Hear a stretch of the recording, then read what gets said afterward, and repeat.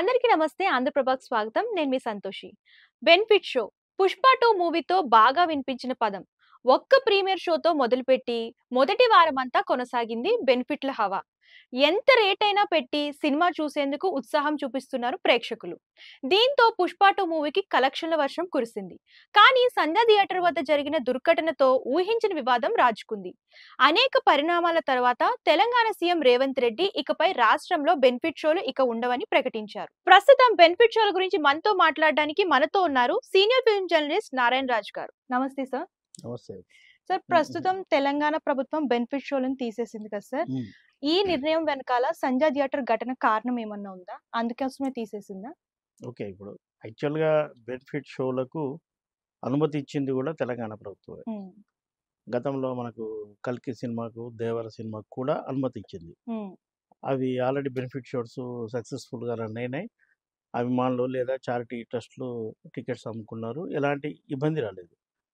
అదే పద్ధతిలో మన 'పుష్ప 2' సినిమాకు కూడా ప్రభుత్వం బెనిఫిట్ షోలకు అనుమతి ఇచ్చింది. అంటే అఫీషియల్‌గా కండక్ట్ చేసినయే తప్ప అవి దొంగచాటుగా చేసినవి కాదు. పైగా వాటికి టికెట్ ధరను కూడా వాళ్ళు అనుకున్న విధంగా అంటే రూ. 1000 ఆ పైన పెట్టుకుంటాం అంటే ప్రభుత్వం కూడా అంగీకారం తెలిపింది. ఆ సినిమాకున్న క్రేజ్ దృష్ట్యా ఈ బెనిఫిట్ షోలకు ఫ్యాన్స్ ఎగబడ్డారు. విపరీతమైన క్రౌడ్ వచ్చింది. చాలా చోట్ల ఏశారు. ఒక సంధ్యా థియేటర్ మాత్రమే కాదు. సిటీలో నాకు తెలిసి ఒక 24 థియేటర్స్‌లో ఈ బెనిఫిట్ షోలు పడ్డాయి. అయితే అవును. ప్రాబ్లమ్ వచ్చింది మాత్రం సంధ్యా థియేటర్ ఇష్యూలో. ఒక నిండు ప్రాణం బలి కావడంతో దాన్ని ఒక ప్రభుత్వం చాలా సీరియస్‌గా తీసుకుంది.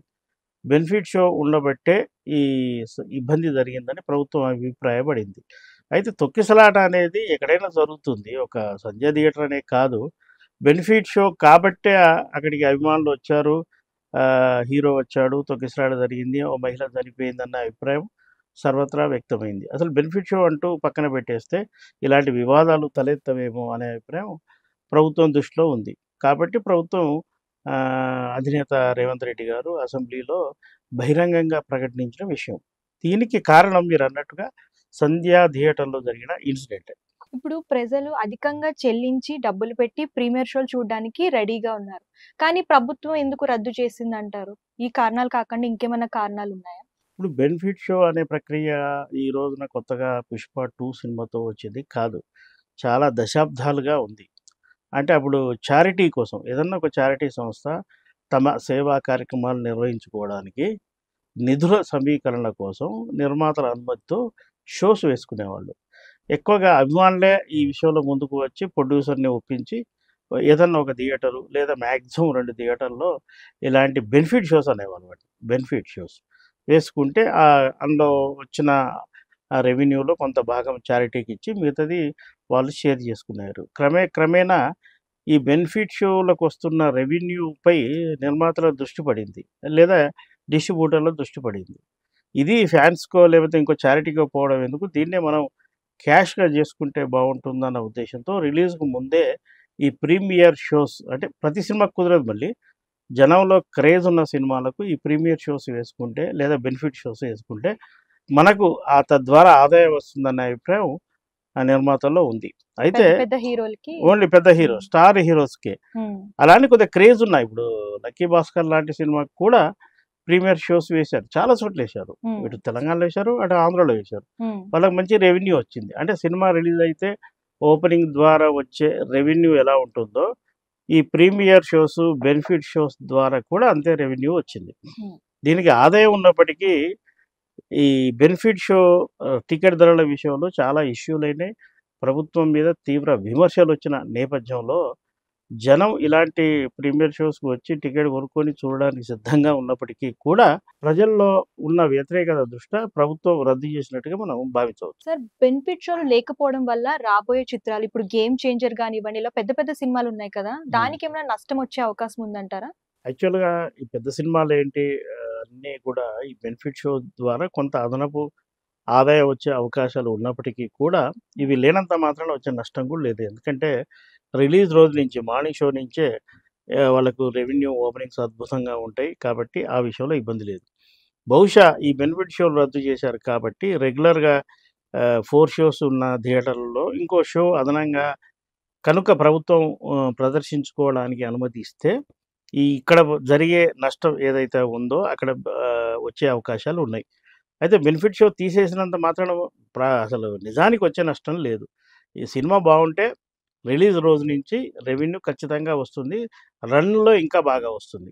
అయితే పెద్ద సినిమాల విషయంలో టికెట్ ధరల మీద కొంత ఎక్కువ ధర పెంచి వసూలు చేసుకుంటే పెద్ద సినిమాలకు బెనిఫిట్ ఉంటుంది. అంటే ఉదాహరణకు 200, 300, 500,00,00,000 ఖర్చుతో తీస్తున్న సినిమాలు అనేకం ఉన్నాయి. వాళ్ళకి రెగ్యులర్ టికెట్ల మీద రెవెన్యూ రాకపోవచ్చు. కాబట్టి వాళ్లకు ఈ బెనిఫిట్ షోస్ రద్దు చేస్తున్నారు కాబట్టి టికెట్ మీద కొంత అంటే మరీ కామన్ మ్యాన్ ఇబ్బంది పడే విధంగా కాకుండా కొంత పెంచుకునే అవకాశం ఇస్తే ఇక్కడేదైనా నష్టం జరిగినా, లేదంటే పెద్ద సినిమాలకు లాభం చేకూరాలనుకున్నా అలాంటి బెనిఫిట్స్ ఇస్తే ఏమీ కాదు. తెలంగాణలో బెనిఫిట్ షోలు లేకపోవడం కారణంగా మూవీ రిలీజ్‌లు ఎక్కువగా ఏపీలో జరిగే అవకాశం ఉందంటారా? అంటే సినిమా ఎప్పుడైనా బెనిఫిట్ షోలు ఆధారంగా రిలీజ్ కావు గదా! అక్కడ ఎక్కువ రిలీజ్ అయినా, ఇక్కడే రిలీజ్ అయినా ఏ తెలుగు సినిమా అయినా 2 స్టేట్‌లలో ఒకేసారి రిలీజ్ అవుతుంది. ఇక్కడే మల్టీప్లెక్స్‌లు అన్నీ తెలంగాణలోనే ఎక్కువున్నాయి. ఎక్కువ స్క్రీన్స్ గూడా ఉన్నాయి ఈడ. కాబట్టి ఇక్కడ ఖచ్చితంగా రిలీజ్ అవుతది. బెనిఫిట్ షో లేకుండా అక్కడ ప్రభుత్వం నిర్ణయం తీసుకొని అక్కడ బెనిఫిట్ షోలు వేసుకునేందుకు అనుమతిస్తే, ఇక్కడ రిలీజ్ అయ్యే సినిమా అక్కడ బెనిఫిట్ షోగా కూడా రిలీజ్ అవుతుంది. అక్కడ అదనంగా వాళ్ళకి రెవెన్యూ వస్తుంది. మరి ఇక్కడ తెలంగాణ ప్రభుత్వం సంధ్యా థియేటర్ నేపథ్యంలో అక్కడ ఒక మహిళ ప్రాణం పోయిన నేపథ్యంలో ఒక నిర్ణయం తీసుకుంది కాబట్టి, మరి అక్కడ ఉన్న చంద్రబాబు గారి నాయకత్వంలోని ప్రభుత్వం ఎలాంటి నిర్ణయం తీసుకుంటుందో మనం స్పష్టంగా చెప్పలేం. అయితే బెనిఫిట్ షో లేవు, ఉండవు అనే కారణం చేత అక్కడ ఎక్కువ రిలీజులు, ఇక్కడ తక్కువ రిలీజు అంటూ ఉండవు. ఏ సినిమా అయినా ఒకేసారి, ఒకే చోట ప్రపంచవ్యాప్తంగా ఒకేసారి రిలీజ్ కావాల్సిన పరిస్థితులు ఇప్పుడు ఉన్నాయి. కాబట్టి అలాంటి అభిప్రాయం సరికాదు. ఆంధ్రలో మాత్రమే రిలీజ్ అవుతాయన్న అభిప్రాయం సరికాదు. 2 స్టేట్‌లలో ఒకేసారి రిలీజ్ అవుతాయి. సో సార్ ఇప్పుడు వచ్చే ఏ సినిమా అయినా సరే ఎక్కువ బడ్జెట్ పెట్టి తీస్తున్నారు. హ్మ్. దానివల్ల టికెట్ ప్రైజెస్ అనేవి పెంచుతున్నారు. సో ఏ సినిమా అయినా సరే అంత బడ్జెట్ పెట్టి తీయడం అవసరం అంటారా? అదే అన్ని సినిమాలు అంత భారీ బడ్జెట్‌తో తీయరు. కొన్ని హ్మ్. సినిమాలు మాత్రమే. బహుశా మీరు గుర్తు చేసుకుంటే ఈ మన 'బాహుబలి' 2 సినిమాలు కావచ్చు, హ్మ్. 'దేవర' కావచ్చు, 'త్రిబుల్ ఆర్' కావచ్చు, మళ్ళా 'రజనీకాంత్' సినిమాలు కావచ్చు, రీసెంట్‌గా వచ్చిన 'కల్కి' కావచ్చు. ఇవన్నీ హ్మ్. మీకు స్క్రీన్ మీద విజువల్‌గా ఎందుకు అందంగా ఉన్నాయంటే దానికి పెట్టిన బడ్జెట్. 'కల్కి' సినిమాలో ప్రభాస్‌తో పాటు అమితాబ్ బచ్చన్ ఉంటాడు, కమల్ హాసన్ ఉంటాడు, దీపికా పడుకొనే ఉంటాడు. వీళ్ళు హ్మ్. మామూలు బడ్జెట్ సినిమాలకు వీళ్ళని భరించడం కష్టం. హ్మ్. ఒక కథను స్పాన్‌గా ప్రపంచవ్యాప్తంగా సినిమాను ఇష్టపడే వాళ్ళకు అందించాలంటే హ్మ్. ఒక అద్భుతమైన విజువల్‌గా మనం తెర మీద చూపెట్టాలి.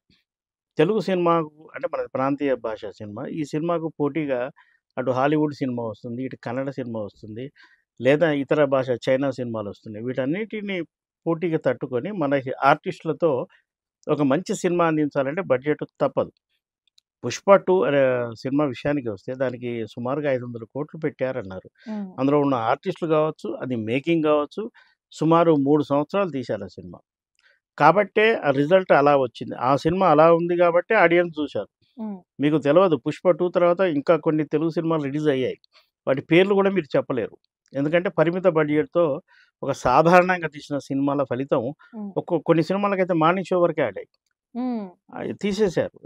జనాలు లేక. మరి ఆడియన్స్‌ను ఒక ఓటీటీ పరంగా, టీవీ పరంగా, ఇతర హాలీవుడ్ సినిమాల పరంగా ఎదుర్కొని మన సినిమా వైపు జనాల్ని తీసుకురావాలంటే ఇంత ఖర్చు తప్పదు.